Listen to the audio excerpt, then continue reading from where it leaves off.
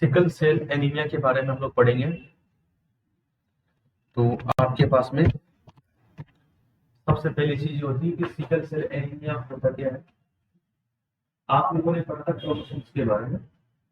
ये एक तरह की क्रोमोसोमल डिसऑर्डर है। कैसा है बताओ? डिसऑर्डर।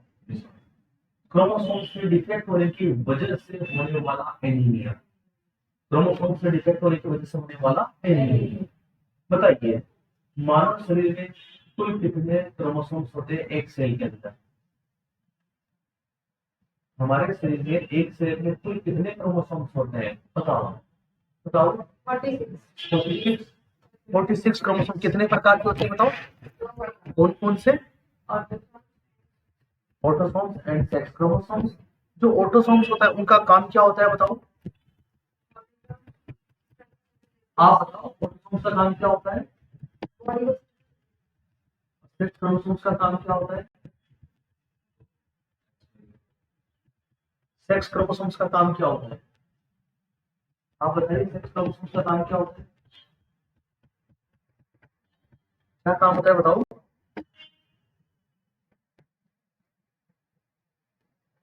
बोलिए।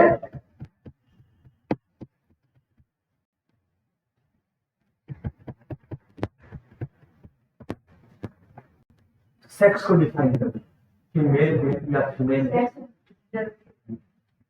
सेक्स को डिटरमिनेट करना, डिफाइन करना। तो देखो, आज का हमारा टॉपिक है sickle cell anaemia. Sickle cell anaemia. Sickle cell anaemia.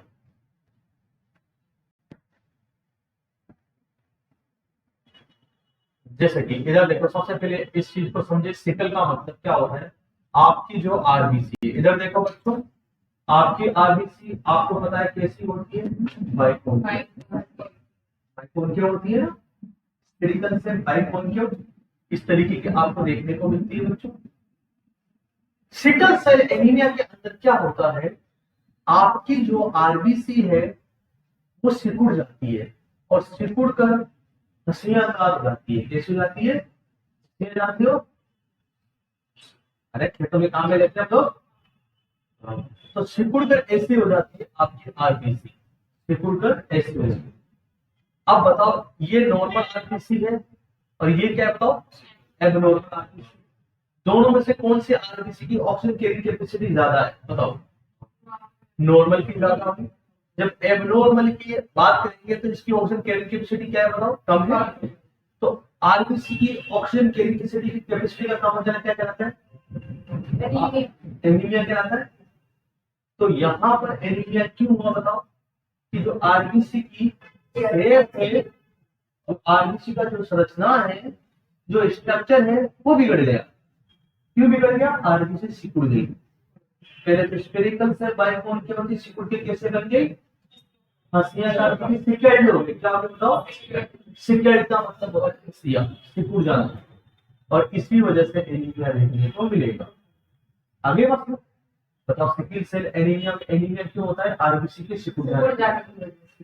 तो देखो, ये क्यों होता है? आप पूछिए कारण क्यों होता है। ये एक तरह की it is autosomal. It is autosomal recessive disorder. Recessive disorder. इधर देख लो, समझ लो। देख, आप लोगों ने बच्चों क्रोमोसोम्स के बारे में पढ़ा था? पढ़ा था नहीं पढ़ा था बताओ? टोटल क्रोमोसोम्स कितने होते हैं बताओ? 46 या 23 पेयर्स। आई बात, इन 46 में से 44 तो क्या होते हैं बताओ? ऑटोसोम। और आपके पास में दो क्या होते हैं? Sex chromosomes. क्या होते हैं बताओ? इनका तो काम क्या होता है, इन दो का तो? सेक्स डिटरमाइन करना। सेक्स डिटरमाइन करना, सेक्स डिटरमाइन का काम होता है ना। और इस ऑटोसोम्स का काम क्या होता है? Body structure. क्या काम होता है बताओ इसका? Body structure. भाई बस, इसका काम क्या होता है बताओ? Body structure.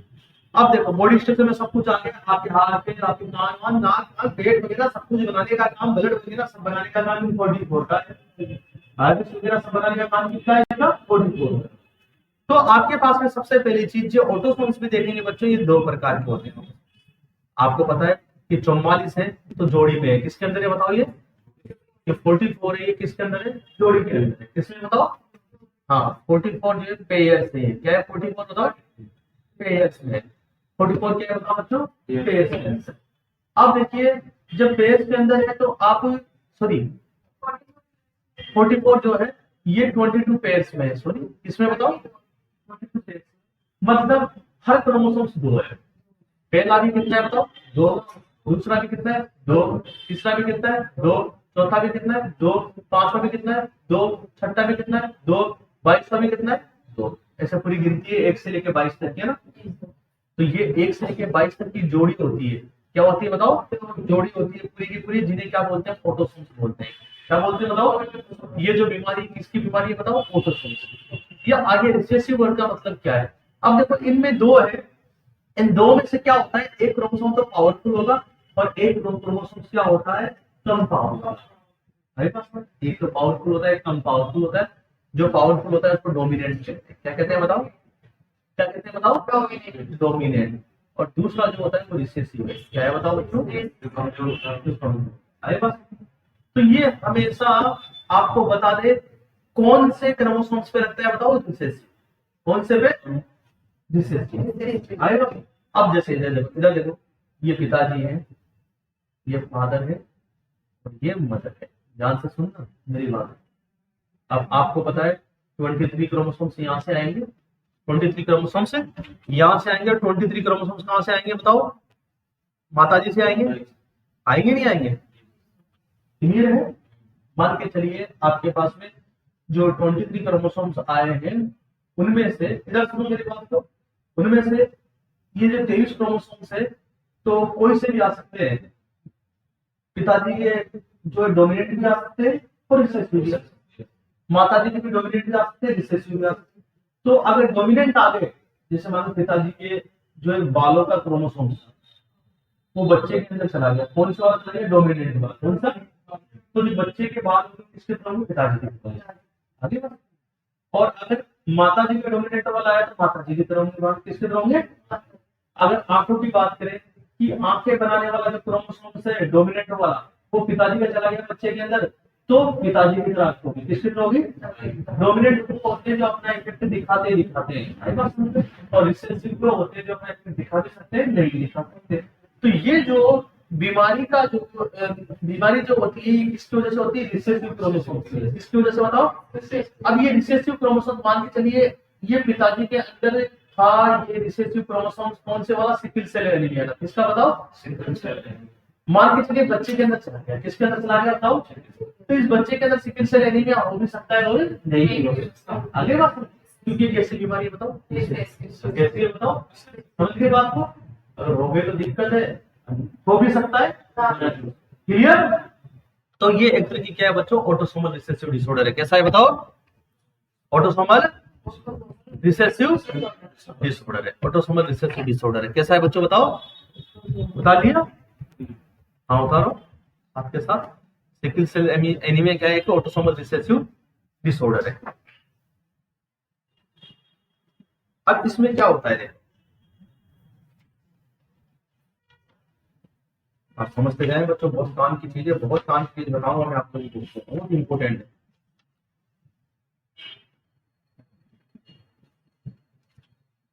पूरा पूरा समझने वाला है। देखिए ऑटोसोमल रिसेसिव डिसऑर्डर है। आगे बात समझ में, कैसा डिसऑर्डर है बच्चों? Autosomal recessive disorder. ये बस एक चीज नंबर तो याद रहा आपको, कैसा डिसऑर्डर है बताओ? हाँ, तो यहाँ पर प्रॉब्लम किसमें होती है? ऑटोसोम्स के अंदर। ऑटोसोम में भी कौन से में? रिसेसिव है ना। ऑटोसोम भी कितने प्रकार के होते हैं? जोड़ी में होते हैं ना, 22 जोड़ी, तो जिसमें से एक डोमिनेंट होता है, एक क्या होता है? रिसेसिव। तो यहाँ पर प्रॉब्लम किसमें आती है? रिसेसिव वाले। किसमें बताओ? अब वो रिसेसिव वाला एक पीढ़ी से दूसरी पीढ़ी में चला गया तो बच्चे को बीमारी हो भी सकती है, नहीं हो भी सकती। देखो माता और पिता दोनों के क्रोमोसोम जाते हैं बच्चे में। इधर देखो, अब जरूरी थोड़ी है कि माता के लक्षण भी बच्चे में आए या पिता के लक्षण बच्चे में, जरूरी नहीं है ना। अगर डोमिनेंट वाला जाता है तो वो तो दिखाता है, अगर रिसेसिव वाले जाते हैं तो दिखा भी सकते हैं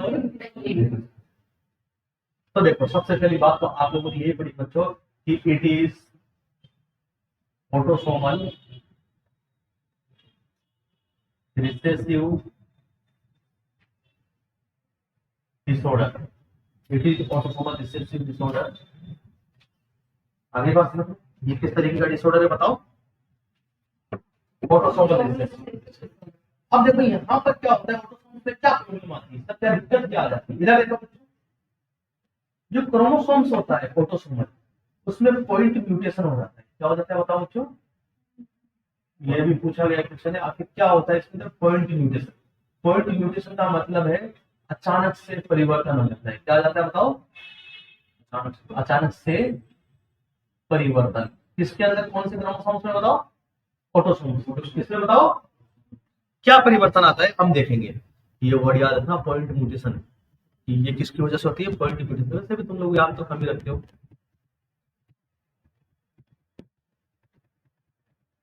पॉइंट म्यूटेशन, अचानक से परिवर्तन आता है। क्या आ जाता है बताओ? अचानक से परिवर्तन। अब कहाँ परिवर्तन आता है अचानक से? देखिए आप लोग, अचानक से परिवर्तन कहाँ पर आता है आपके? आप देखेंगे अचानक से परिवर्तन कहाँ पर आता है। अचानक से परिवर्तन आ जाता है, कहाँ पर आता है अचानक से परिवर्तन? ऑटोसोम्स के अंदर। किसमें बताओ बच्चों?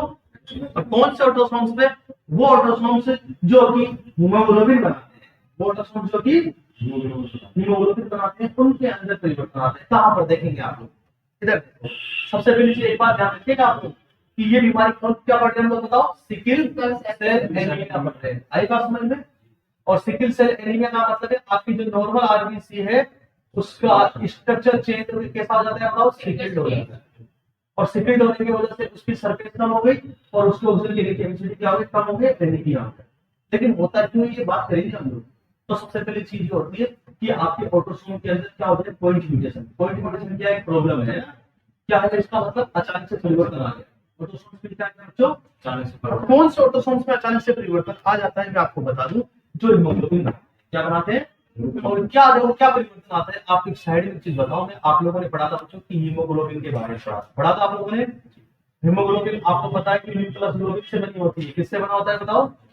अरे पता है आप लोगों को ये चीज? हीम प्लस ग्लोबिन से बना होता है ना। और आपको पता है जो ग्लोबिन है वो अमाइनो एसिड से बना होता है। किससे बना होता है बताओ?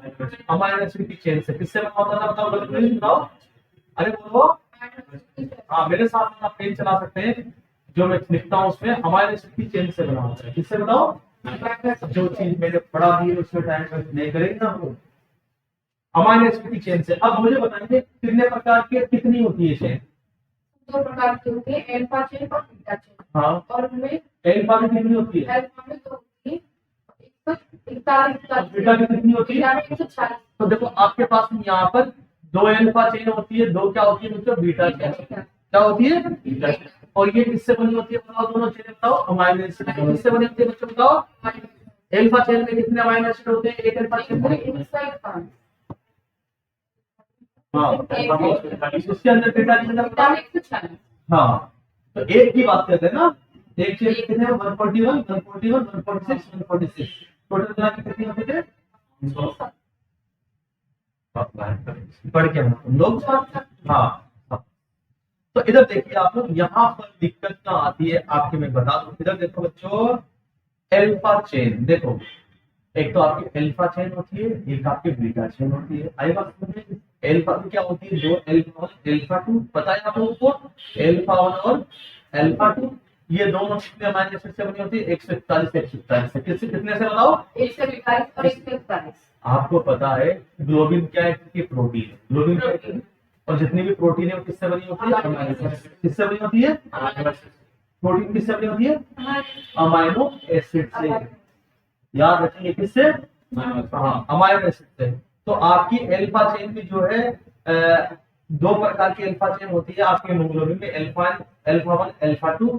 एल्फा 1 141 से बनी होती है, एल्फा 2 की 141 से बनी होती है। 141 है अमाइनो एसिड है ना, इनकी एक लंबी चेन बनी होती है। अब देखिए बच्चों होता क्या है, देखो जो एल्फा चेन, इधर देखो आगे की कहानी, जो एल्फा चेन होती है ध्यान रखना, एल्फा चेन ये एल्फा का निशान है ना। क्या बनाया मैंने? एल्फा का।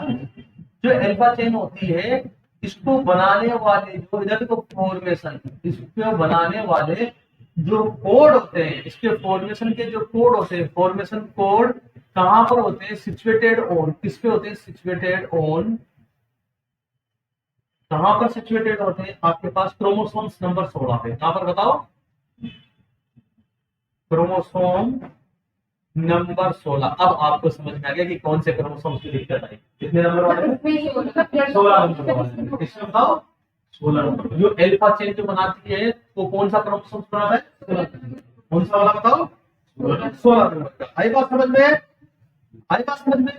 और आपके जो बीटा चेन, देखो बीटा चेन जो फॉर्मेशन करता है उसके कोड होते हैं, बीटा चेन फॉर्मेशन कोड जो सिचुएटेड होते हैं 11 नंबर के क्रोमोसोम्स पे। किस पे बताओ? हाँ, सिचुएटेड ऑन क्रोमोसोम्स नंबर 11। तो बीटा चेन्स बनाने के लिए कौन सा क्रोमोसोम से रेस्पॉन्सिबल है बताओ? 11। कौन सा बताओ? 11। आई बस। अल्फा चेन कौन से वाला बनाता है? क्रोमोसोम से। हमारी बॉडी के अंदर सारा चीज बनाने का काम किसका है? क्रोमोसोम से आएगा। कौन से क्रोमोसोम से बताओ? सेक्स क्रोमोसोम से, ऑटोसोम का। हाँ, तो आपने देखा, देखो आप पढ़ रहे हो कि ये हम चीज क्या समझने जा रहे हैं? हम ये समझने जा रहे हैं कि अच्छी भली जो आरबीसी है वो सिक्योर क्यों जाती है। तो आप उसके लिए बेसिक समझेंगे पहले। आपको पता है सिक्योरिटी है, प्रॉब्लम कहाँ पर आती है? हीमोग्लोबिन में। कहाँ पर प्रॉब्लम आती है? आपने देखो हीमोग्लोबिन में कहाँ प्रॉब्लम आती है, इसको समझने के लिए आप कुछ बेसिक समझेंगे पहले कि हीमोग्लोबिन हीम प्लस ग्लोबिन से बना होता है। ग्लोबिन जो है आपके अमीनो एसिड की दो प्रकार की चेन होती है, अल्फा चेन और बीटा चेन। अल्फा चेन को बनाने वाले जो कोड होते हैं वो कहाँ पर होते हैं? 16 नंबर के क्रोमोसोम से। बीटा चेन बनाने वाले कोड कहाँ पर होते हैं बताओ? कहाँ पर? 11 नंबर के क्रोमोसोम। कहाँ पर बताओ? हाँ, अब देखो क्या होता है बच्चों, यहाँ पर मैं आपको बता दूं। यहाँ पर क्या होता है आपके पास में, ध्यान से समझिएगा बच्चों। जो आपके बीटा चेन होती है, कौन सी चेन बताओ बच्चों? कौन सी चेन बताओ? हाँ, बीटा चेन होती है आपके पास में। ध्यान से समझना मेरी बात को। कौन सी चेन बताओ? हाँ, जो बीटा चेन होती है उसमें क्या होता है? देखो आपके क्रोमोसोम्स जब, इधर देखो, जब बीटा चेन बनती है, कौन सी चेन बताओ? बीटा चेन का फॉर्मेशन होता है। तो आपको पता है बीटा चेन किससे बनेगी? Amino acid. किससे बताओ? Amino acid. किससे बताओ? अरे किससे बनेगी बताओ? अमाइनो एसिड से। आई बात समझ में? ध्यान से समझना कि प्रॉब्लम कहाँ पर आती है। जब बीटा चेन बनती है या उसका फॉर्मेशन होता है अमाइनो एसिड के द्वारा, तो आप देखते हैं कि एक अमाइनो एसिड की लंबी चेन है। कितने अमाइनो एसिड की चेन है बताओ? 146। कितने की बताओ? 146 में आप देखेंगे 1 2 3 4 5 6 7 8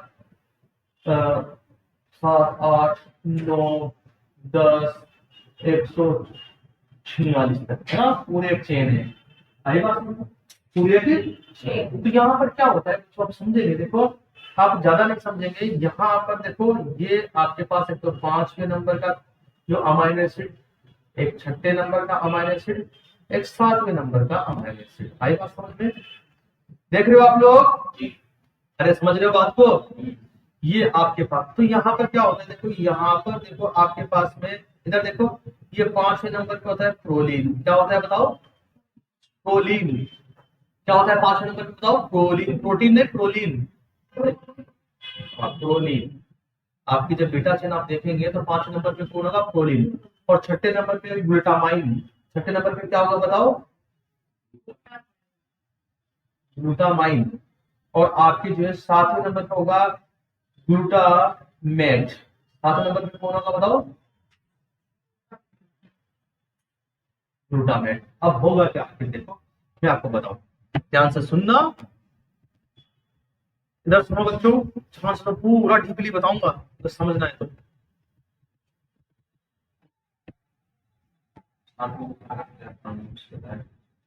हाँ, ग्लूटामेट। हाँ,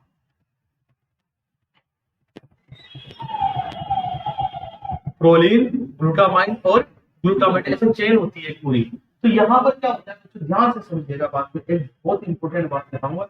जब आपके यहाँ पर ग्लूटामाइन बनता है, क्या बनता है बताओ?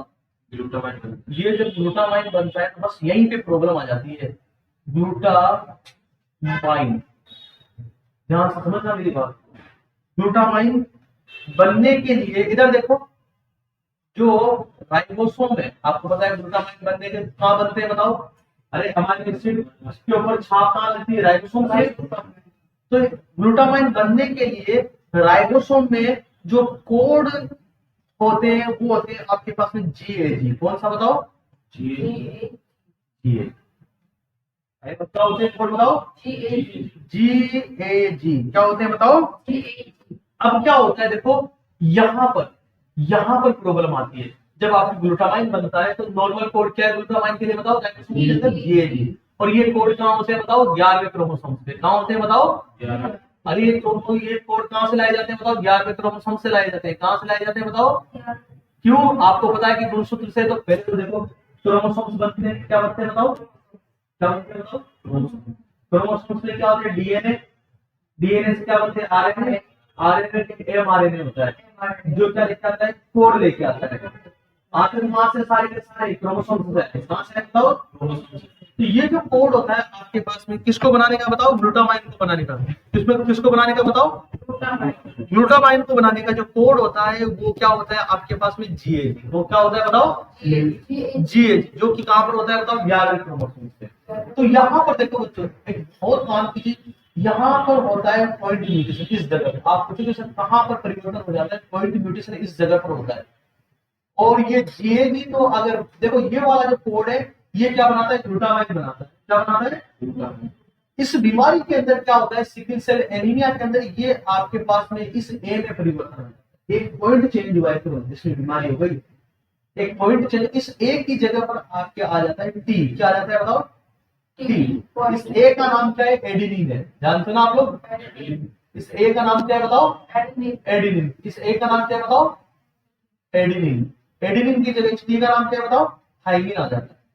इतना सा चेंज हुआ, इतना सा चेंज हुआ। अरे बात अभी तो उसको पॉइंट हाँ, इतना सा चेंज होने की वजह से अब क्या ग्लूटामाइन बनेगा क्या? नहीं। ग्लूटामाइन के लिए तो कौन से कोड चाहिए बताओ? GAG। ये कोड किसका है? जैसे ही ये टी आ जाता है ग्लूटामाइन की जगह वेलिन बन जाता है। क्या बन जाता है बताओ? वेलिन। आई बात समझ में? आपके पास में 6 नंबर पे कौन आना चाहिए था? ग्लूटामाइन आना चाहिए था। इस चेन के अंदर क्या आना चाहिए था? यहाँ पर ग्लूटामाइन ना आकर क्या आ जाता है? वेलिन आ जाता है। क्या आ जाता है? यहीं से बीमारी स्टार्ट हो जाती है। देखो आपका जो बीटा चेन है वो डिफेक्ट हो गई। अरे बीटा चेन क्या हो गया बच्चों? ग्लूटामाइन रिप्लेस बाय ग्लूटामाइन की जगह पे देखो सबसे पहली चीज ध्यान रखना, एडिनिन की जगह पे कौन आ गया बताओ? थाइमिन। और म्यूटेशन एक पॉइंट में चेंजेस होने की वजह से ग्लूटामाइन ना बनकर क्या बन जाता है? वेलिन। तो आप क्या लिखोगे? लिखोगे आप कि बीटा चेन के अंदर ग्लूटामाइन की जगह कौन आ जाता है बताओ? बोलो। थाइमिन। अरे ग्लूटामाइन की जगह वेलिन। ग्लूटामाइन की जगह कौन आ जाता है बताओ? कौन रिप्लेस ग्लूटामाइन की जगह? वेलिन आ जाता है। कौन आ जाता है बताओ? वेलिन। क्यों आ जाता है ग्लूटामाइन की जगह वेलिन बताओ? हाँ, एडिनिन की जगह कौन आ जाता है? थाइमिन। एडिनिन की जगह कौन आ जाता है? ग्लूटामाइन की जगह आ जाता है वेलिन। बस आपको इतनी सी ध्यान रखनी है, ग्लूटामाइन की जगह कौन आ गया? वेलिन। नॉर्मल चेन क्या आना चाहिए? हाँ, इस वजह से पॉइंट पोजीशन हो गया ना। एडिनिन की जगह कौन चला गया? थाइमिन चला गया ना। उस थाइमिन के उससे कोड बदल गए। कोड बदल गए, इधर देखो मैसेज बदल गया ना। GAG की जगह क्या हो गया? GTG हो गया। और ये GTG है, ये ग्लूटामाइन के लिए, किसके लिए? वेलिन के लिए। अब जो तुम्हारे पास इधर देखो ग्लूटामाइन की जगह वेलिन आ जाता है। किसमें आ जाता है बताओ? बीटा चेन में। किसमें बताओ?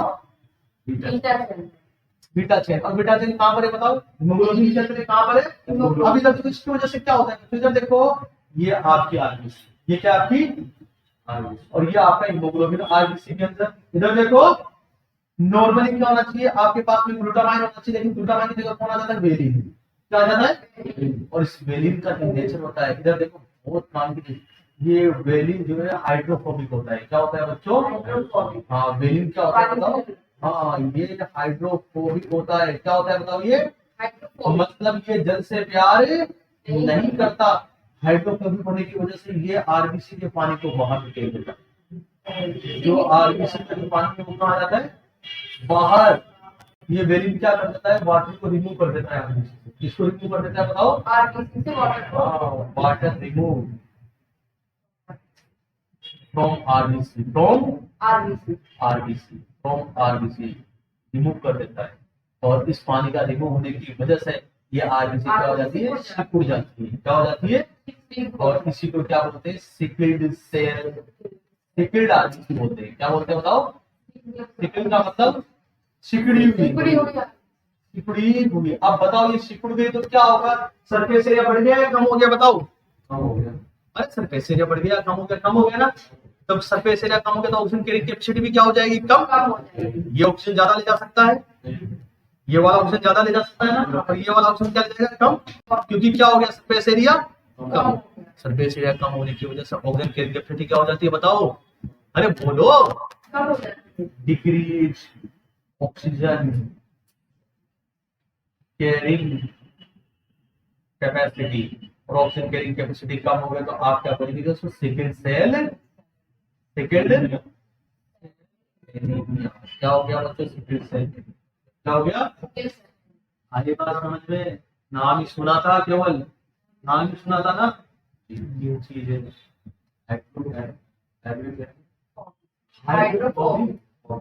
कोविड का मतलब डर, कोविड का मतलब डर। उतार लिया, आगे चलो, उतारिए, फौरन उतारो।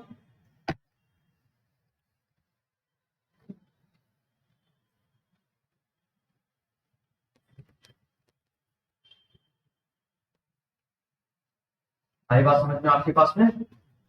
अरे प्रॉब्लम कहाँ आई है बताओ? एडेनिन की जगह पे कौन आ गया? थायमिन। एडेनिन की जगह पे कौन आ गया? थायमिन आ गया। स्पीड से उतारो। एडेनिन की जगह पे कौन आ गया? थायमिन। जिसकी वजह से ग्लूटामाइन की जगह कौन आ गया? वेलिन। और वेलिन का काम क्या होता है? पानी को बाहर निकालने का, क्योंकि वो पानी से प्रेम नहीं। हाँ, कैसा होता है? हाइड्रोफोबिक।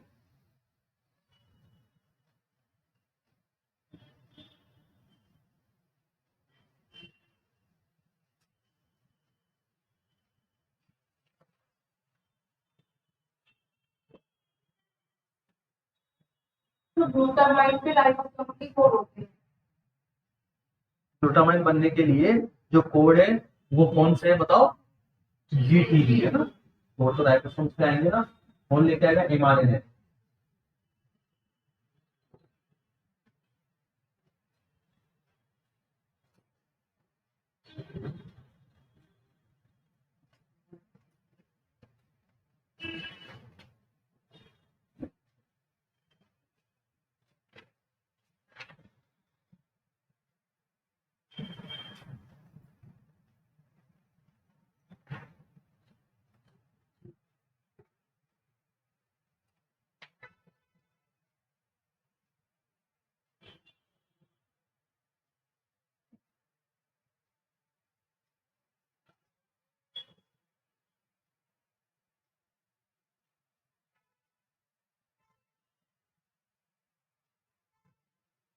एथिलीन जगह थायमिन आया था। हाँ, कोड चेंज हो गया ना। कोड चेंज हो तो सब कुछ चेंज हो जाता है, करने वाली चीज चेंज हो गई।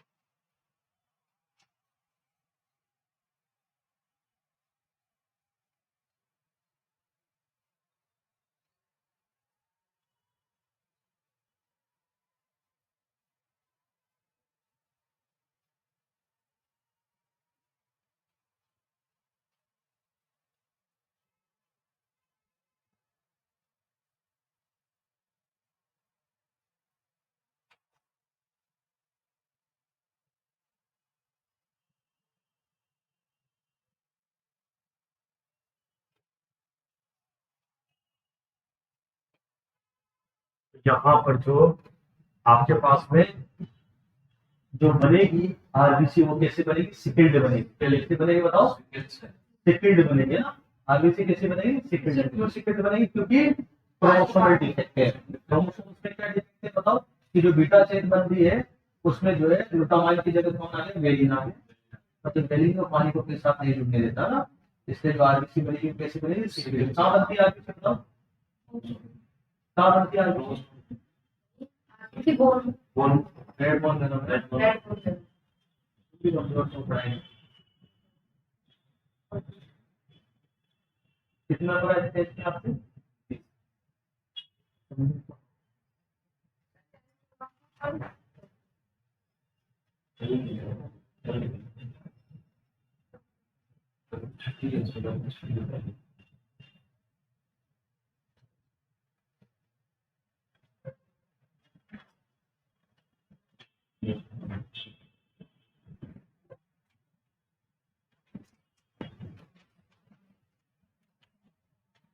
वो देखा ना अंदर से चार्जर है उसका, वही तो नीचे चल।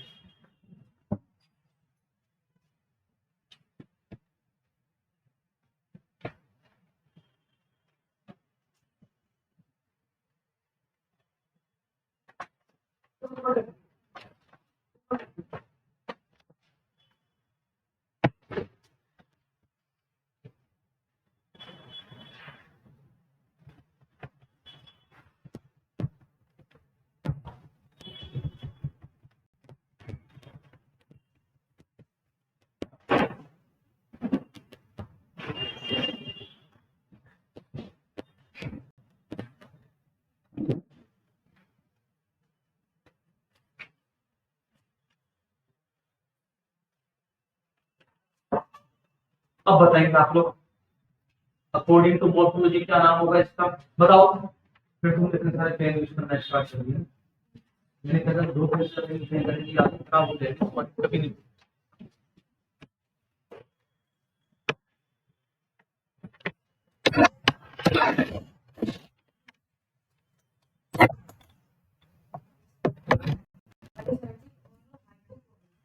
कैसा होगा अकॉर्डिंग टू मॉर्फोलॉजी, कहाँ बताइए,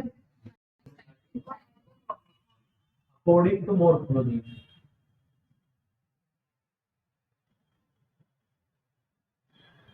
क्या नाम होगा बताओ, माइक्रोसाइटिक हाइपोक्रोमिक अनीमिया। क्यों होगा समझ गए ना आप लोग, एक तो साइज छोटी है आरबीसी की, और खुद जो हीमोग्लोबिन साइड से नहीं बन रहा तो कलर तो कम रह रही है।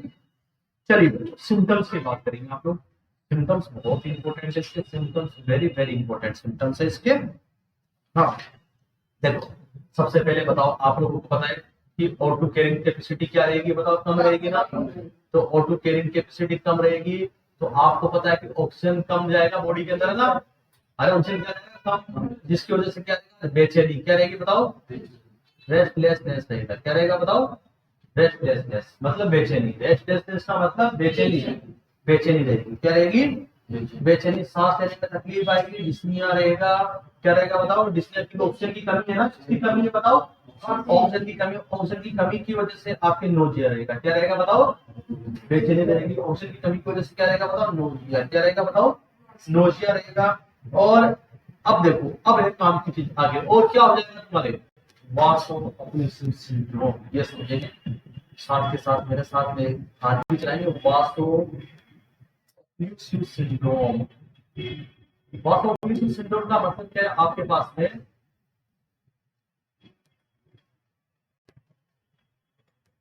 वासोअक्लूसिव सिंड्रोम का मतलब क्या आपके पास में, देखिए आप लोग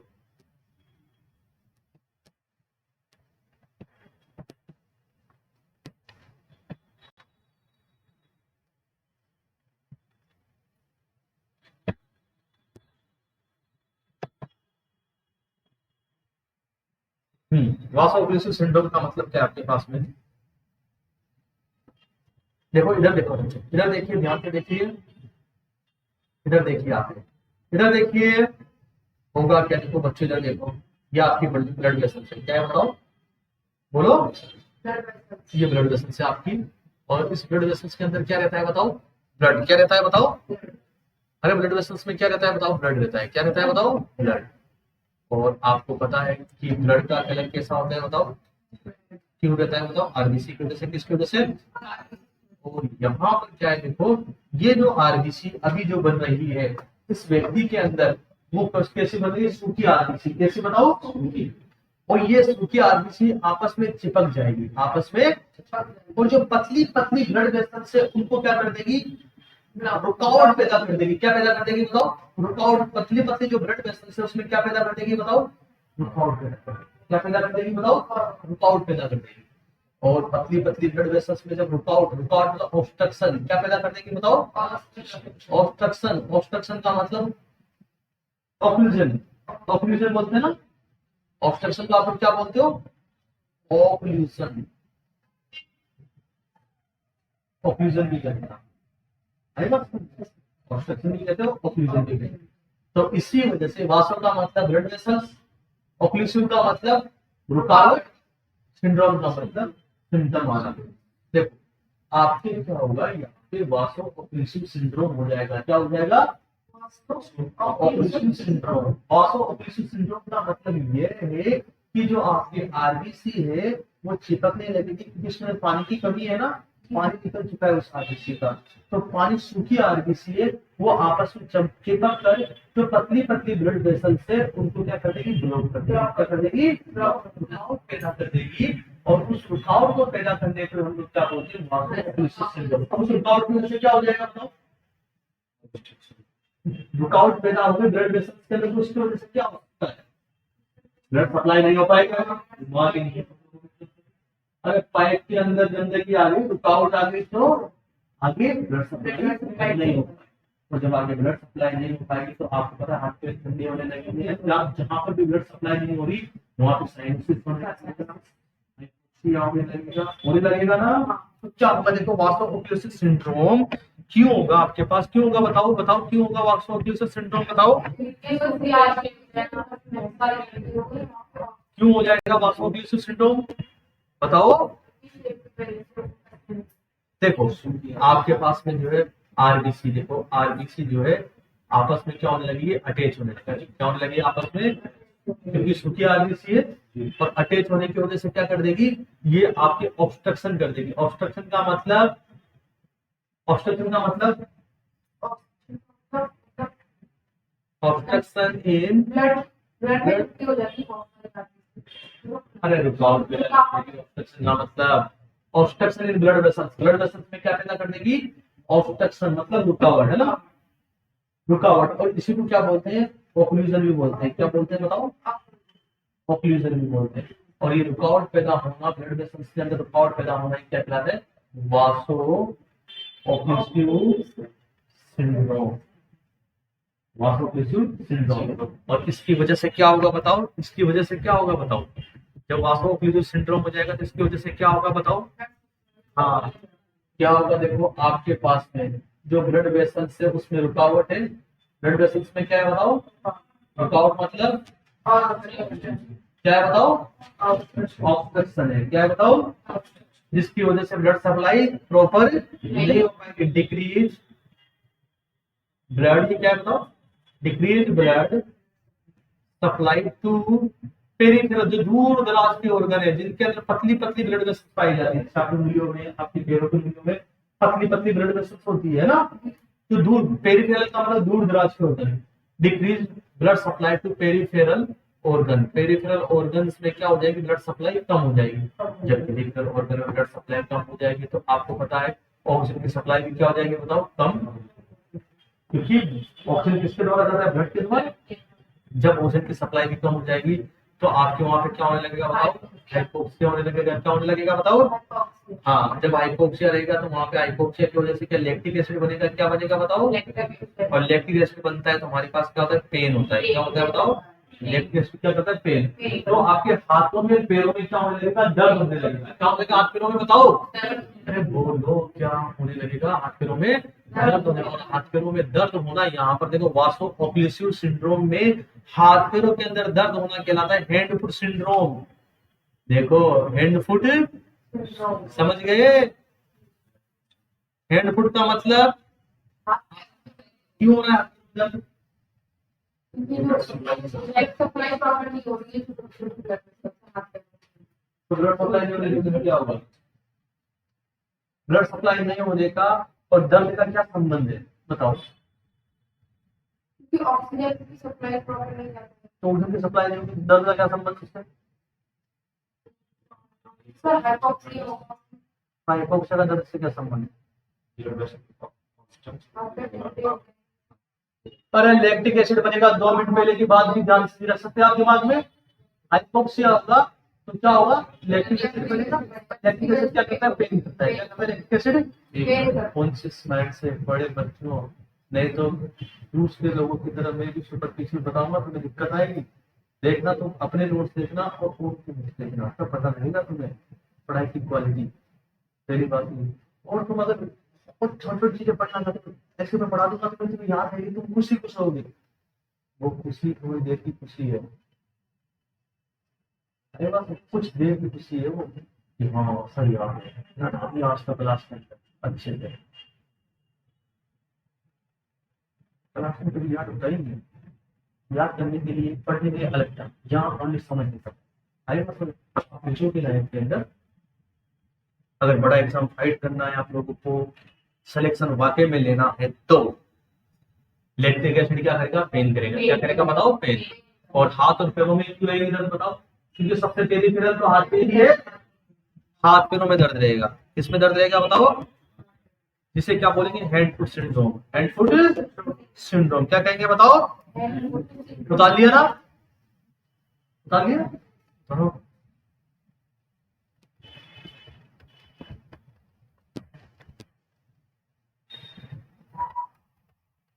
बस उतारो।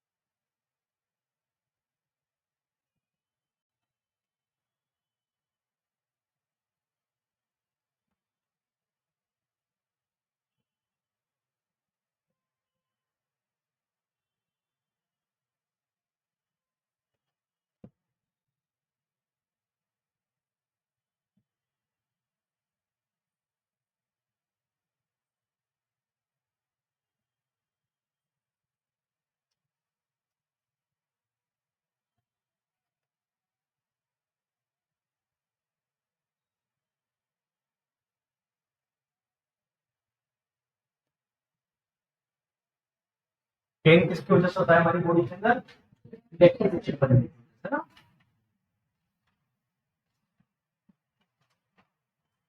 और क्या देखने को मिलेगा, सिम्टम देखे आप लोगों ने, और आगे सिम्टम देखो अभी और क्या देखने को मिलेगा बताओ। ये जो आरबीसी बनी है नॉर्मल है या नॉर्मल है, बताओ। ये जो आरबीसी बीमारियां बनी वो नॉर्मल है या नॉर्मल है, कैसे है नॉर्मल बताओ, बताओ कैसे है नॉर्मल।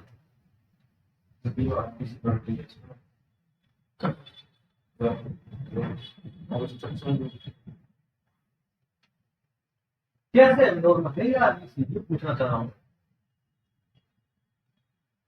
कैसे एब्नॉर्मल है यार? क्योंकि इसमें साइज इसकी प्रॉपर साइज जो है होनी चाहिए बेसिक स्पेक्टिकल, और ये कैसा हंसिया का है, कैसा है? ये तो एब्नॉर्मलिटी है इसके अंदर पहली।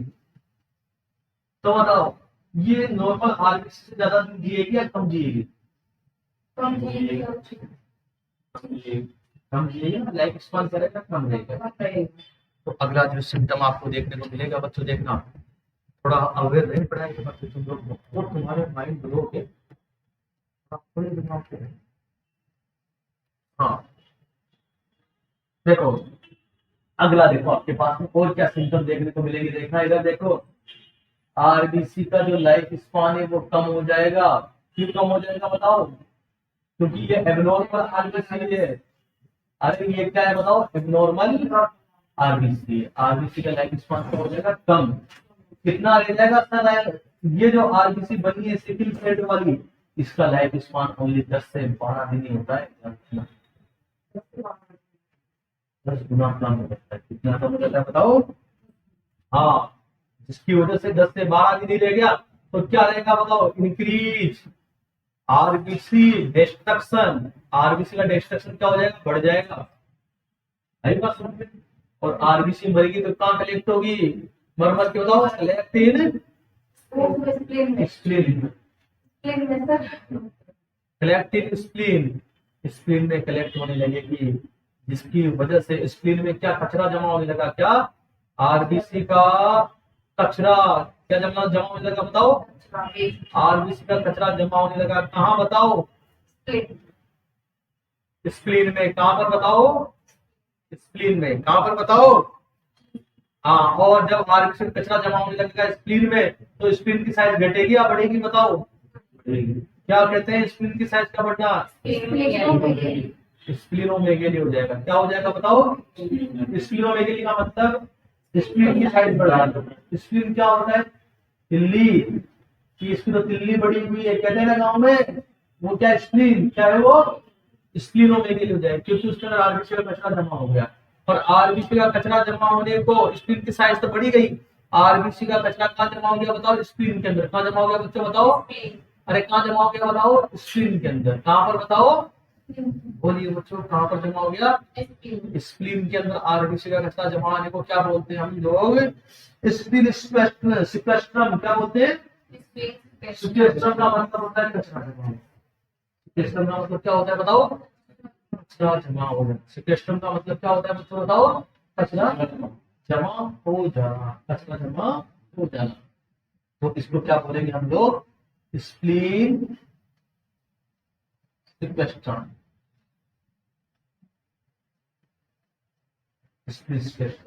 अभी बस आरबीसी। अब मुझे बताओ, जब आपके आरबीसी का डिस्ट्रक्शन बढ़ गया, इसका डिस्ट्रक्शन बढ़ गया, आरबीसी आरबीसी डिस्ट्रक्शन का मतलब क्या होता है? आरबीसी के टूटना है ना। आरबीसी का टूटना बढ़ गया, तो बताओ आपके पास और क्या सिम्टम देखने को मिलेगा यहाँ पे? अरे बिल्कुल बढ़ने लगेगा। क्या बढ़ेगा बताओ? और बिल्कुल बढ़ने के क्या देखने को मिलेगा बताओ? जॉन्डिस। क्या देखने को मिलेगा? जॉन्डिस।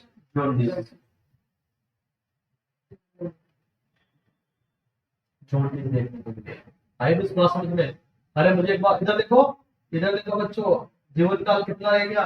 10 से 12 दिन का। मतलब क्या देखने को मिल रहा है? देखो आरबीसी जल्दी जल्दी टूट रही है ना, तो मतलब क्या देखने को मिल रहा है इस बीमारी में? हेमोलाइसिस। क्या देखने को मिल रहा है बताओ? हो रहा है ना हेमोलाइसिस? अरे हेमोलाइसिस हो रहा है नहीं हो रहा बताओ? हो रहा है हेमोलाइसिस। अरे हेमोलाइसिस हो रहा है नहीं हो रहा बताओ? कैसे कह दो आप हेमोलाइसिस बताओ? आरबीसी का टूटना तो है। आरबीसी तो नॉर्मल भी टूटती है, सब जल्दी टूटती है ना, जल्दी टूटती है। हाँ, आरबीसी जल्दी टूट रही है, ब्लड सेल्स का जल्दी टूटना क्या कहलाता है? हेमोलाइसिस। हेमोलाइसिस दिखाई देता है इसमें। क्या देखने को मिलता है बताओ? हेमोलाइसिस। और इसीलिए sickle cell anaemia also known as, sickle cell anaemia is a type of, किसका टाइप है ये? Haemolytic anaemia. हेमोलाइटिक एनीमिया का टाइप है, क्योंकि इसमें क्या होता है बताओ, हेमोलाइसिस होता है। किसका टाइप है बताओ, हेमोलाइटिक एनीमिया। आगे बात करेंगे क्यों कहा इसको हेमोलाइटिक एनीमिया। हाँ, किसी का लाइफ स्पैन कम हो रहा है, इसको 4 से जल्दी जल्दी टूट रही है, समझे, अरे समझे। अब देखो और क्या, देखो आप लोगों ने देखा बच्चों, बहुत खतरनाक खतरनाक चीजें हो रही है इसके अंदर। स्प्लिनोमेगाली हो गई, स्प्लिन स्क्वेस्ट्रम हो गया, जॉन्डिस हो गया, क्या क्या देखा तुमने। एक तो वासोक्लोसिस सिंड्रोम हो गया, क्या हो गया बताओ, वासोक्लोसिस सिंड्रोम। आई बात समझ में?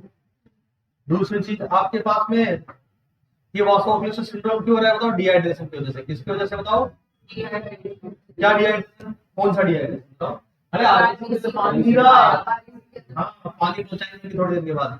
और वासोक्लोसिस सिंड्रोम के बाद क्या देखने को मिल रहा है बताओ, हैंड फुट सिंड्रोम देखने को मिल रहा है बच्चों। और क्या देखने को मिल रहा है बताओ, स्प्लीन सिक्वेस्ट्रम। अरे क्या देखने को मिल रहा है बताओ, स्प्लीन सिक्वेस्ट्रम। आई बात समझ में, अरे बात समझे।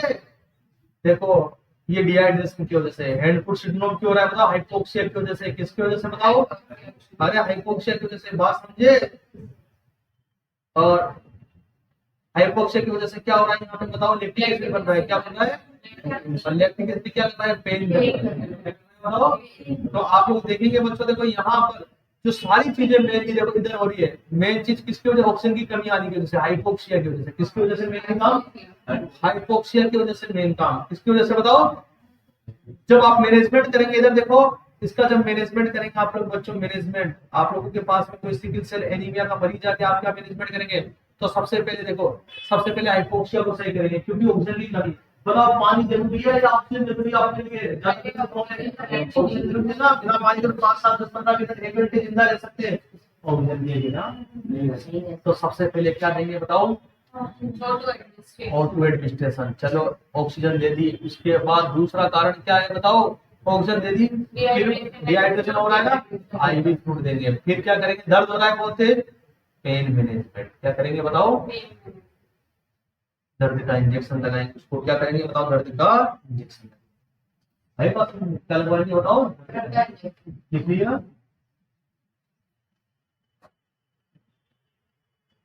दर्द का इंजेक्शन।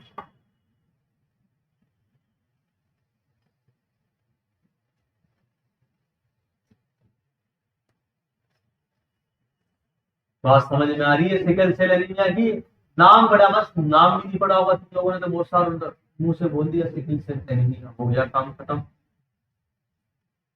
ये चीजें हैं, अभी तुम देखेंगे एक तो और है, ये तो बहुत काम की चीजें, लेकिन ये सारी बहुत सारे बेसिक क्लियर कर देगी आपको। इसमें जो छोटी छोटी बातें बताता हूँ वो भी साथ के साथ याद रखेंगे आप लोग, बहुत सारी छोटी छोटी बातें बताता हूँ मैं। अगर मान के चलो ऑक्सीजन फ्लूइड और पेन, तीनों में से आपको पहले किसका इलाज करना है बताओ, ऑक्सीजन की कमी का, उसके बाद डिहाइड्रेशन, पेन है ना।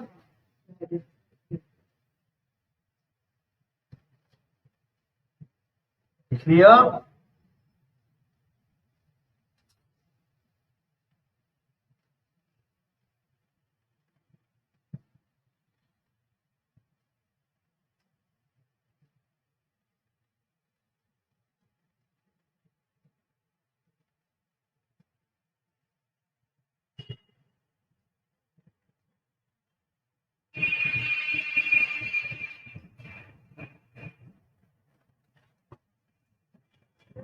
सुनाइए, चलिए ये आपने देखा बच्चों कि हम ये मैनेजमेंट करेंगे, ऑक्सीजन देंगे, आइल फ्लूइड देंगे, पेन मैनेजमेंट देंगे। अब देखो मेरी बात सुनो, बहुत इंपॉर्टेंट, ये देखो ये तीनों चीजें ये सिकिल सेल एनीमिया का कॉम्प्लिकेशन है। क्या है बताओ ये, हाँ सिकिल सेल एनीमिया की किस में आती है, ये कॉम्प्लिकेशन में, कि एक बीमारी की वजह से क्या हो गई, दूसरी बीमारी हो गई।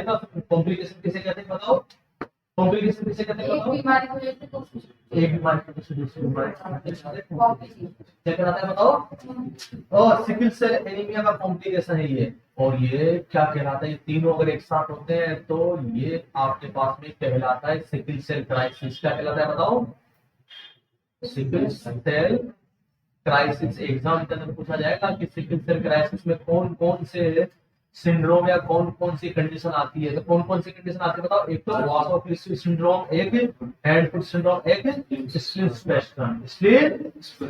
सिकल सेल क्राइसिस में कौन कौन सी कंडीशन आती है बताओ। ये तीनों कंडीशन सिकल सेल क्राइसिस में आती है। मैनेजमेंट आप लोगों ने देखा बच्चों। बात करता हूं मैं आगे बात करते हैं हम लोग किसके बताओ। डायग्नोसिस की। बताओ डायग्नोसिस क्या कराएंगे बताओ। डायग्नोसिस क्या कराएंगे बताओ।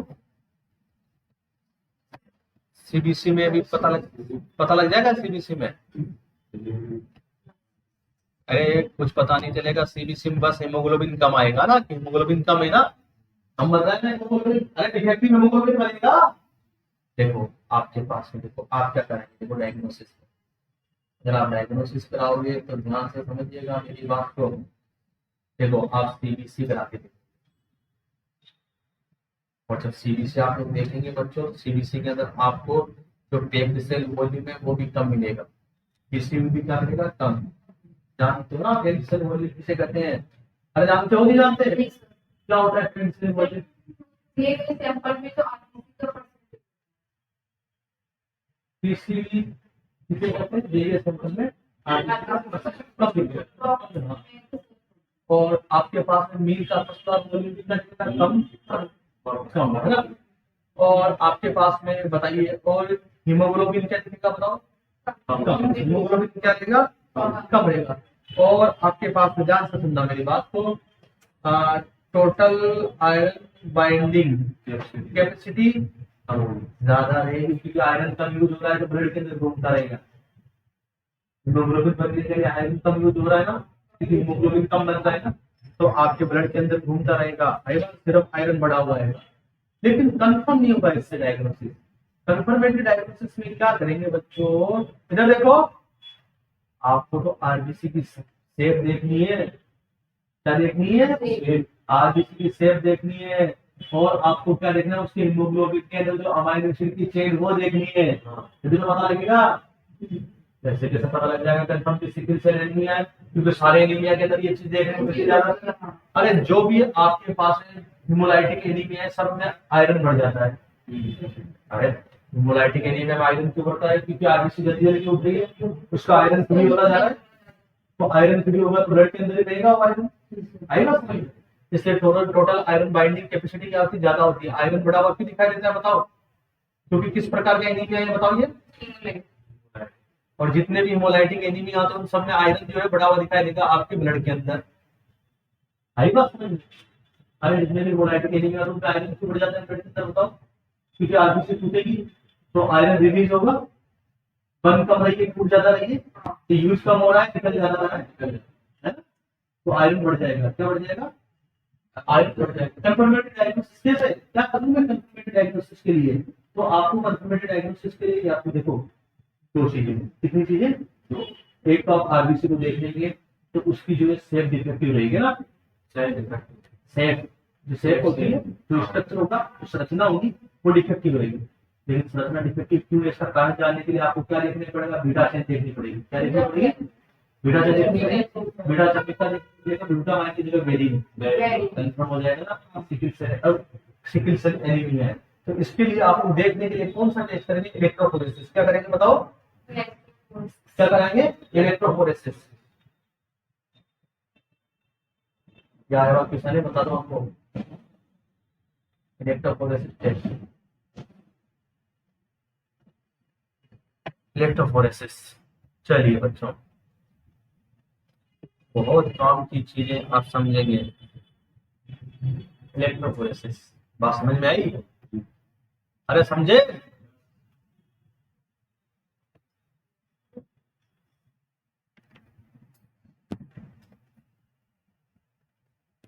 इलेक्ट्रोफोरेसिस है ना। इलेक्ट्रोफोरेसिस करेंगे। कौन सा टेस्ट करेंगे बच्चों। Electrophoresis test. कौन सा टेस्ट। कौन सा टेस्ट बताओ। Confirmatory diagnosis of sickle cell anaemia. Sickle cell anaemia का कंफर्मेटरी डायग्नोसिस क्या है। इलेक्ट्रोफोरेसिस। क्या है। क्या देखोगे इलेक्ट्रोफोरेसिस के अंदर। बीटा चेन देखेंगे। कि उसके अंदर ग्लूटामाइन की जगह क्या आया हुआ है, वेलिन आया हुआ है। क्या आया हुआ है बताओ? अरे ग्लूटामाइन की जगह क्या आया हुआ है बताओ? क्या करेंगे आप लोग? Electrophoresis test. क्या करेंगे बताओ? इलेक्ट्रोफोरेसिस। क्या करेंगे बताओ? इलेक्ट्रोफोरेसिस, है ना। चलिए आगे आप लोग देखो, एक बात और बता दो आप लोगों को। देखिए बहुत इंपॉर्टेंट बात, आप ट्रीटमेंट, ट्रीटमेंट बहुत इंपॉर्टेंट है। और यहाँ पर आप इतनी सारी चीजें सीख जाओगे हम ट्रीटमेंट के अंदर, बहुत सारी चीजें सीख जाएंगे। ट्रीटमेंट में आप लोग देते हो हाइड्रोक्सी यूरिया। अब ये क्यों देते हैं हाइड्रोक्सी यूरिया? देखो बात, हाइड्रोक्सी यूरिया आप लोग इसके ट्रीटमेंट के लिए यूज करते हैं, लेकिन इससे कंफर्मेटरी ट्रीटमेंट नहीं होता। कंफर्मेटरी ट्रीटमेंट तो क्या होगा इसका? बोन मैरो ट्रांसप्लांट करना। आप बोन मैरो ट्रांसप्लांट कर दो, कुछ समय के लिए आपके जो है अच्छी लागू बनने लगेगी, है ना। बोन मैरो से तो बन रहा है, आप अच्छी बोन मैरो दे दो, आपके पास भी थोड़ा अच्छा बनने लगेगा, ठीक है ना। हाइड ट्रीटमेंट के लिए हाइड्रोक्सी यूरिया यूज करते हैं। टेबलेट है क्या है बताओ? टेबलेट है क्या है बताओ? Hydroxy urea. अब ये क्यों देते हैं बच्चों? इधर देखो, इसको समझने की बहुत बड़ी कहानी है।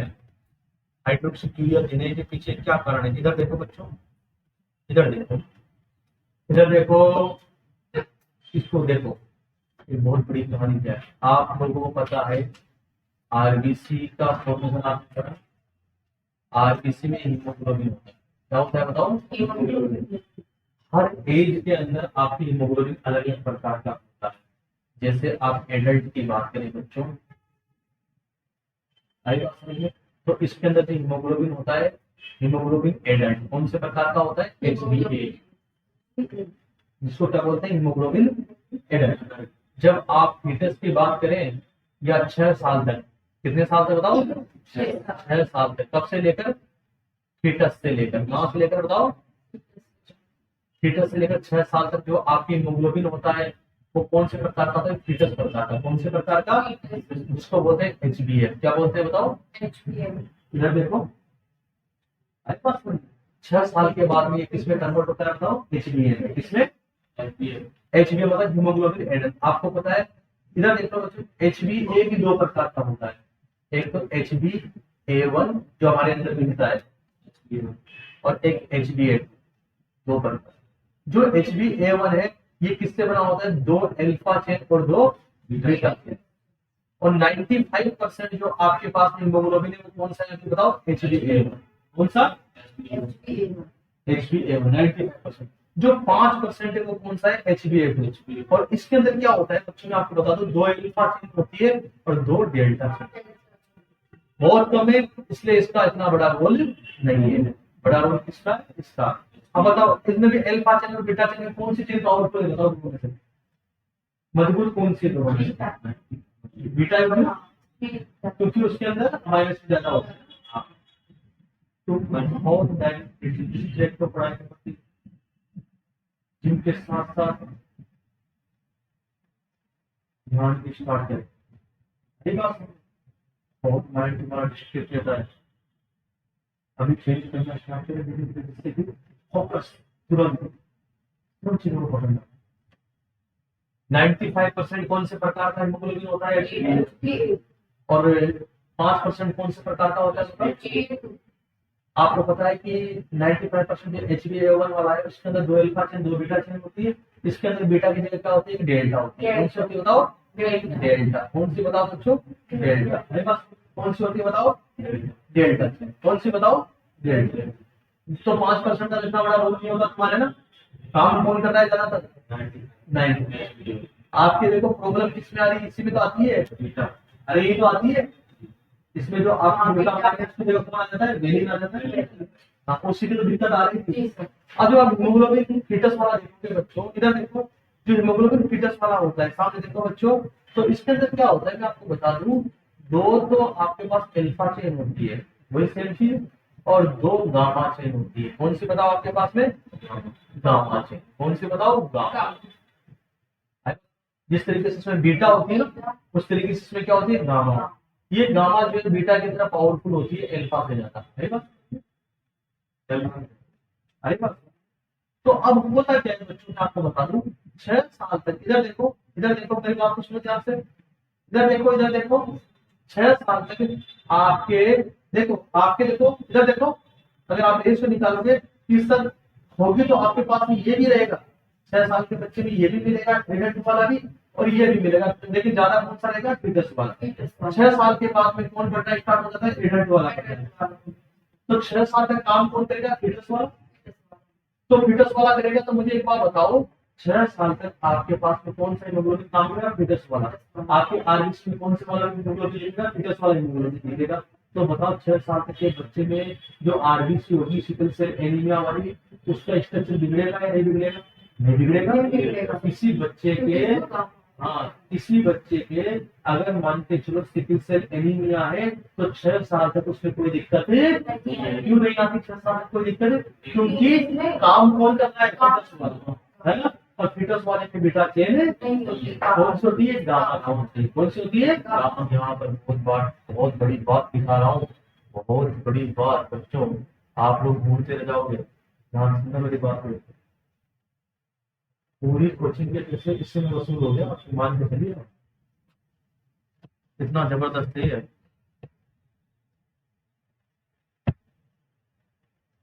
नेटवर्क इशू बहुत है। हाँ, तो आप पढ़ोगे ना, वो सारी चीजें मैंने बता दी इसके बारे में आप लोगों को। देखो, अब आप ये दिमाग लगाएंगे, 6 साल तक के बच्चे में सिकल सेल एनीमिया के लक्षण क्यों नहीं दिखाई देते हैं, बताओ। क्योंकि इसमें बीटा चेन है। क्योंकि उसके अंदर जो है, जो एडल्ट वाला हीमोग्लोबिन है, उसके कंपैरिजन के या उसकी तुलना में कौन सा ज्यादा पाया जाता है, फीटस वाला। और 6 साल के बाद कौन सा बढ़ने लगता है, बताओ, एडल्ट वाला बढ़ने लगता है।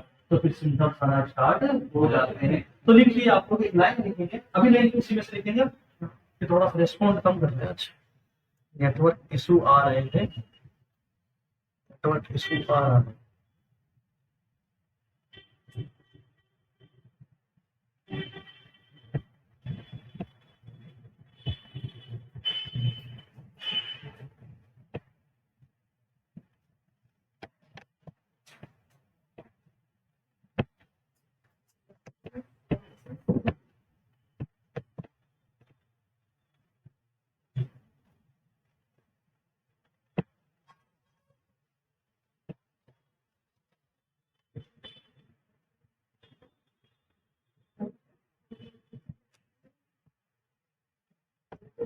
देखिए बच्चों, तो आप लोग यहाँ पे एक बात देखिए, आप लोगों ने कि 6 साल तक के बच्चे में सिकल सेल एनीमिया के लक्षण या सिम्टम, अरे लक्षण का मतलब सिम्टम्स नहीं दिखाई देते। अब देखो, अब बच्चों बात चल रही थी, इधर देखो, अब देखो सामने देखो, सामने देखो, बात तुम्हें बात कहाँ जोड़नी है, इधर देखो। देखो दवाई कौन सी दे रहे थे,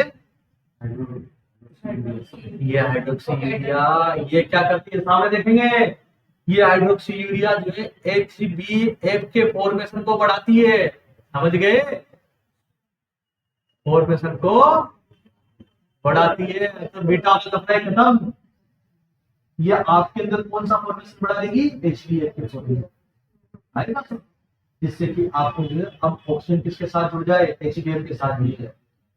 आपके अंदर अभी अभी आप एडल्ट हो तो आपके अंदर HbF है तो सही, लेकिन मात्र कितना है बताओ, ओनली 2% की, कितना है बताओ, 1-2% ही है। और हाइड्रोक्सी यूरिया लेने के लिए धीरे धीरे, हाँ, तो हाइड्रोक्सी यूरिया क्या काम करेगी बताओ, आपके HbF के फॉर्मेशन को बढ़ाएगी। किसको बढ़ाएगी बताओ। तो 6 साल तक के बच्चे के अंदर क्यों नहीं दिखाई देते सिम्टम बताओ। हाँ, क्योंकि उसके अंदर बेटा ये नहीं, जवाब ये नहीं, क्योंकि इसमें HbF की तुलना में HbF ज्यादा होता है। बाकी तो बीटाजेन तो होती है, लेकिन कम, HbA क्या है, कम है। जब HbA है तो HbA तो बीटाजेन से बनेगा ना, तो मेरे पास बीटा बता दिया। बता दिया ट्रीटमेंट क्या देंगे, हाइड्रोक्सी यूरिया। क्यों देंगे हाइड्रोक्सी यूरिया बताओ, अरे क्यों देंगे हाइड्रोक्सी यूरिया बताओ। HbF के फॉर्मेशन को बढ़ाती है। हाँ, HbF फीटस वाला हीमोग्लोबिन है ना।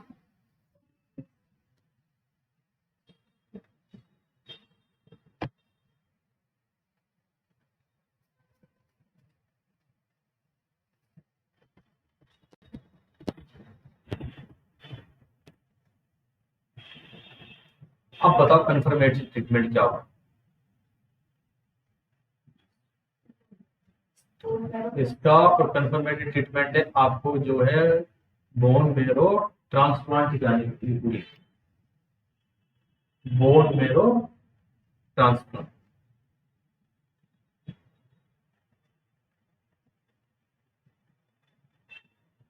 बोन मेरो ट्रांसप्लांट कैसे करते हैं बताओ, आइए ना, बता था मैंने आपको।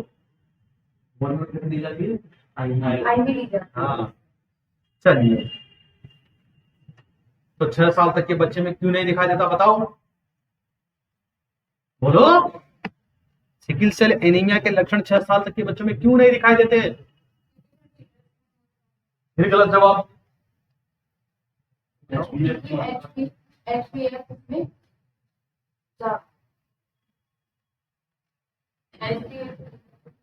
अरे एचबी की तुलना में एचबीएफ ज्यादा होता है।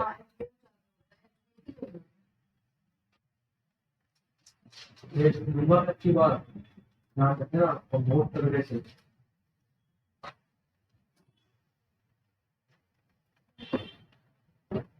हाँ।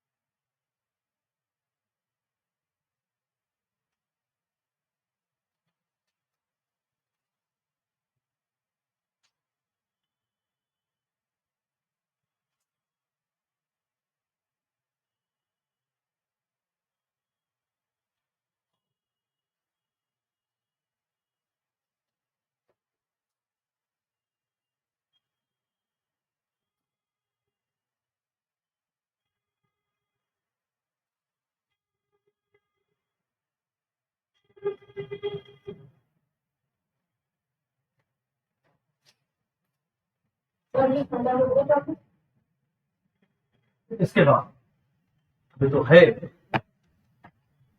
नर्सिंग रेस्पॉन्सिबिलिटी क्या हो गया, nursing management sickle cell anaemia के अंदर जहां से क्वेश्चन कई बार आता है। देखो मेन सबसे इंपॉर्टेंट नर्सिंग मैनेजमेंट, उसको आप रेस्ट देंगे। क्यों भैया रेस्ट क्यों, क्योंकि जितना रेस्ट करेगा ऑक्सीजन की डिमांड उतनी ही कम होगी। हमारे पास पहले बॉडी में ऑक्सीजन की कमी आ रही है ना कमी, तो जितना रेस्ट करेगा ऑक्सीजन की डिमांड क्या रहेगी, कम रहेगी होने लगेगी। बॉडी को ऑक्सीजन की जरूरत उतनी कम पड़ेगी, पहले से ऑक्सीजन कम ले रहा है तो ऑक्सीजन जा नहीं पा रहा उसके। क्यों नहीं जा पा रहा, क्योंकि आरबीसी जो है उसकी सीक्रेट हो चुकी है। आरबीसी क्या हो चुकी है, तो आरबीसी जो है प्रॉपर अमाउंट ऑक्सीजन वैसे ही नहीं लेके जाके, और तुम घुमाओगे फिराओगे उसको, ऑक्सीजन की जो है डिमांड बढ़ेगी। इसलिए उसको क्या देंगे, प्रॉपर रेस्ट। क्या देंगे, उद्देश्य क्या है प्रॉपर रेस्ट के पीछे बताओ, टू डिक्रीज और टू डिमांड, ऑक्सीजन की डिमांड कम करवाने। हेवी एक्सरसाइज कराऊंगी कराऊं, अवॉइड हेवी एक्सरसाइज। आई बात समझ में, हाई एल्टीट्यूड पे जाने से मना करेंगे। क्यों बताओ,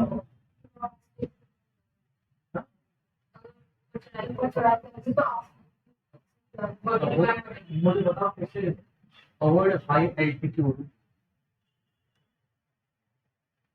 बताओ। पहाड़ों पे जाने से मना क्यों करेंगे? हाँ क्या साबित कि चढ़ने से जो ऑक्सीजन डिमांड करेगी, तो मोटरसाइकिल पे या तो हवाई जहाज से उतारने के लिए पहाड़ के, तो फिर अगर चलते नहीं गया तब भी ऑक्सीजन डिमांड बढ़ जाएगी, क्योंकि पहाड़ का जो कम होता है। आई बात समझ में? दिमाग ऐसा लगा था कि कहीं मिले नहीं, पैदल क्यों जाएगा वो? बाइक से जा सकता है, हवाई जहाज से उतार दो उसको, कैसे भी जाए वो। ऑक्सीजन की जो है मात्रा कम होती है। ऑक्सीजन एक भारी गैस है जो एनवायरमेंट के नीचे आती है। आप जितना ऊपर जाते जाओगे ऑक्सीजन की ऑक्सीजन कम होती है, इसलिए उसको हम लोग पहाड़ी इलाके में जाने से मना करेंगे, क्योंकि जितना ऊपर चलेगा, कहने की बात नहीं है, जितना ऊपर जाता जाएगा ऑक्सीजन की डिमांड बढ़ती जाएगी। क्यों बढ़ती? मात्रा कम होती जाएगी। एक सवाल वापस पूछूंगा तुमसे, ध्यान रखिए। हाँ आगे प्रॉपर फूड इंटेक करने के लिए कहेंगे, क्यों बताओ?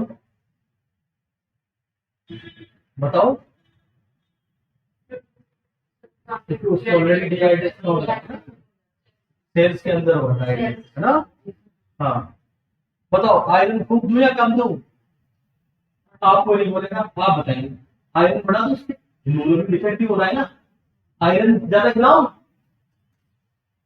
आयरन कम खिलाओ या ज्यादा खिलाओ? बताओ। इंक्रीज आयरन डाइट सही है, डाइट बढ़ा दूं? बढ़ा दूं या नहीं बढ़ा दूं? हाँ? कैसे कारण कैसे बढ़ा? तो दिया मैंने बढ़ा, कैसे बढ़ा तुम बताओ? आयरन की कमी हो रही है उसको? अरे कहाँ सोच रहे हो, दिमाग कहाँ लगा रहे हो? दिमाग सही लगाओ ना। बताओ, आयरन ज्यादा खिलाऊं या कम खिलाऊं? हम खिलाएगा, हेमोलाइसिस हो रहा है ना, दिमाग नहीं है, मत करो, शांत रहो। हेमोलाइसिस हो रहा है ना? हाँ, तो हेमोलाइसिस देखो मेरे तरफ, हेमोलाइसिस हो रहा है, तो हेमोलाइसिस हो रहा है तो उसके अंदर ऑलरेडी आयरन बढ़ा हुआ है, ऑलरेडी आयरन बढ़ा हुआ, मारोगे क्या उसको? तो क्या करेंगे? Decrease iron diet. मैंने तुम्हें जानबूझ के लिखा है यहाँ पे ये कि आप दिमाग लगाओ, आयरन डाइट कम कर देंगे। आयरन डाइट क्या कर देंगे? कम। आयरन की डाइट कम लेंगे, आयरन डाइट कम लेंगे, नहीं तो क्या हो जाएगी बताओ? Iron toxicity. क्या बोलते हैं आयरन टॉक्सिसिटी को? आयरन ज्यादा हो गया। तो नाम बताओ ना, मेडिकल टर्म में क्या कहते हैं आयरन टॉक्सिसिटी को? क्या बोलते हैं आयरन टॉक्सिसिटी को? क्या पढ़ रहे हो तुम? जल्दी से बताओ।